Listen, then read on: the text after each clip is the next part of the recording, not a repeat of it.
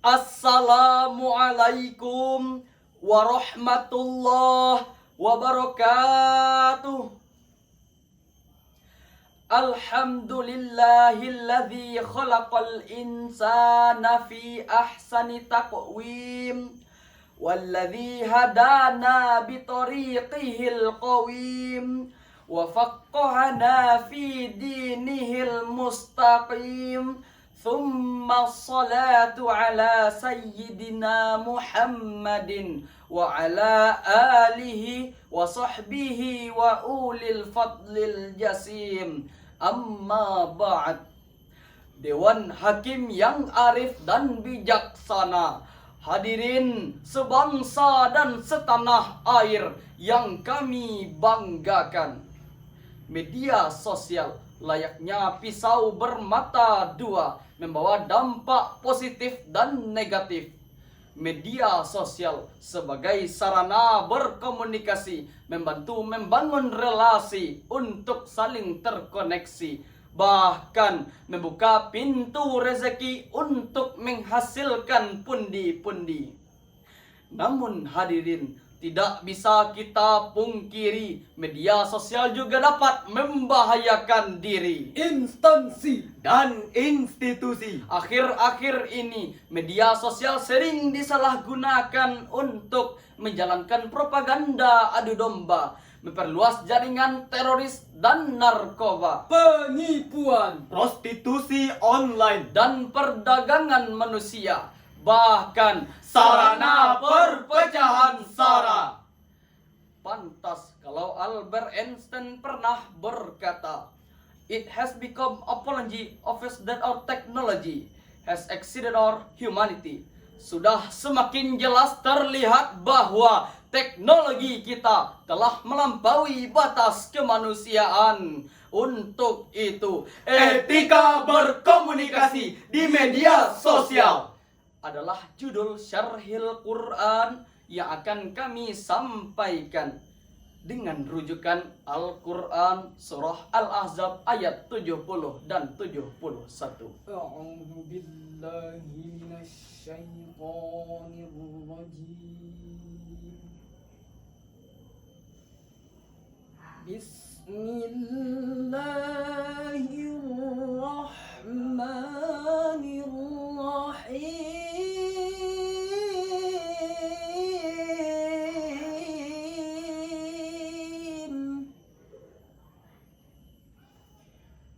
Ya ayyuhalladzina amanu taqullaha wa qulu qawlan sadida.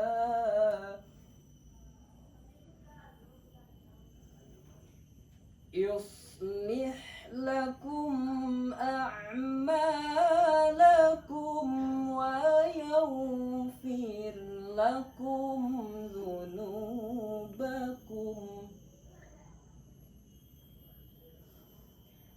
Wa man yuti'illaha wa rasulahu faqad faza fawzan 'azima. Aku berlindung kepada Allah dari godaan syaitan yang terkutuk, dengan menyebut nama Allah yang Maha Pengasih, Maha Penyayang. Wahai orang-orang yang beriman, bertakwalah kamu kepada Allah dan katakanlah perkataan yang benar. Niscaya Allah memperbaiki amalan-amalanmu dan mengampuni dosa-dosamu. Dan barang siapa mentaati Allah dan Rasul-Nya, maka sesungguhnya dia menang dengan kemenangan yang agung. Hadirin, dalam ayat tersebut Allah menyandingkan perintah wattaqullah wa qulu qawlan sadida. Ini bermakna bahwa orang yang bertakwa harus menjaga lidahnya dengan ucapan yang benar. Syekh Al-Qurtubi dalam tafsir Al-Jami'u li Ahkamil Quran juz 14 halaman 253 menjelaskan, wa qulu qawlan sadida ay qasdan wa haqqan, ucapkanlah perkataan dengan benar dan sengaja. Wa qulu sa'adu ya ummul khairat, perkataan yang benar adalah perkataan yang mengandung kebaikan. Lalu bagaimanakah perkataan yang benar itu, hadirin? Syekh Ibnu Katsir dalam tafsir Al-Quranul Azim juz 6 halaman 487 menyatakan, qulu qawlan sadida ay mustaqiman la wijaja fihi walan hirafa, yaitu perkataan yang lurus, tidak mengandung kepalsuan dan penyimpangan. Ucapan dan tindakan harus sejalan, Tidak berbohong. Dan tidak manipulasi. Namun hadirin, apa yang terjadi di era media sosial saat ini? Etika berkomunikasi makin jauh dari perilaku sehari-hari. Banyak yang tidak peduli sampai membahayakan diri sendiri.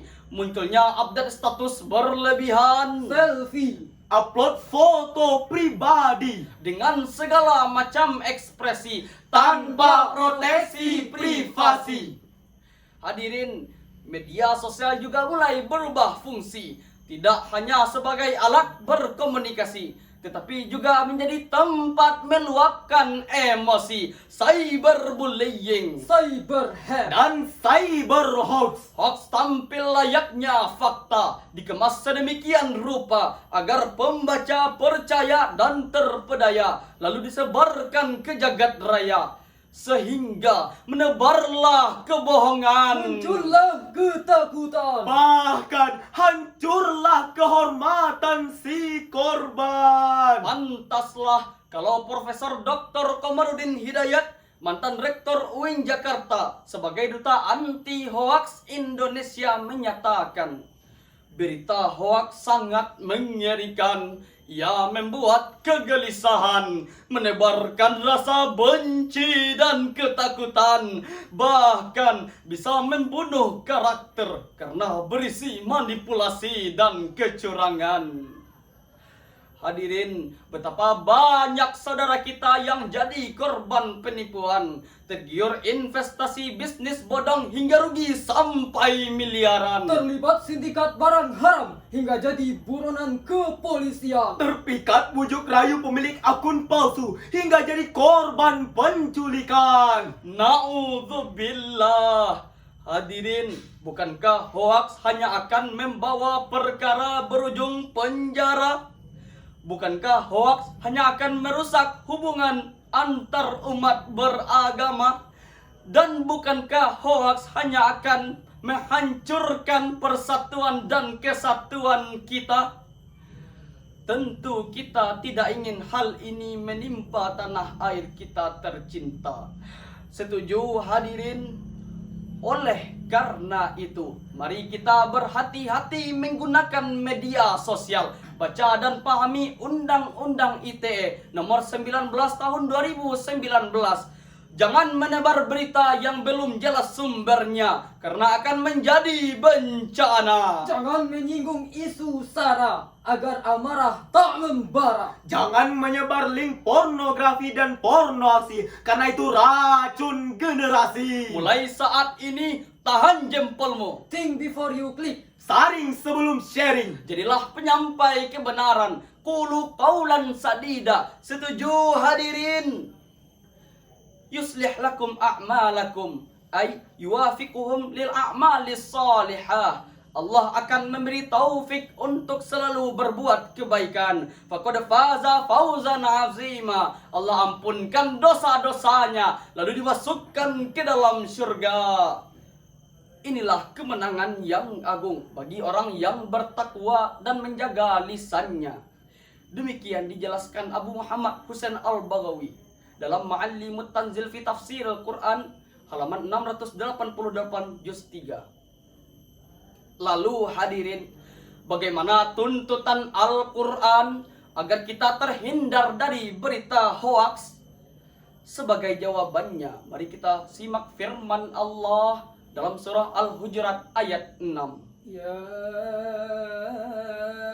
ayyuhalladzina amanu in ja'akum fasiqun binaba'in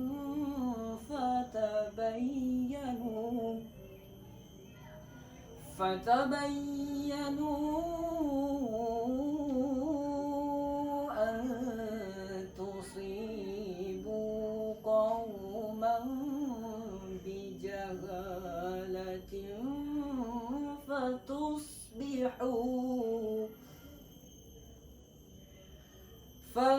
فتصبحوا على ما فعلتم نادمين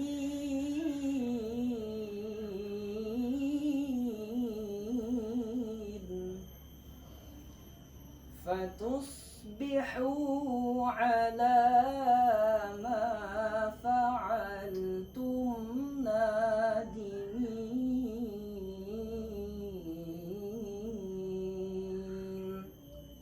صدق الله العظيم.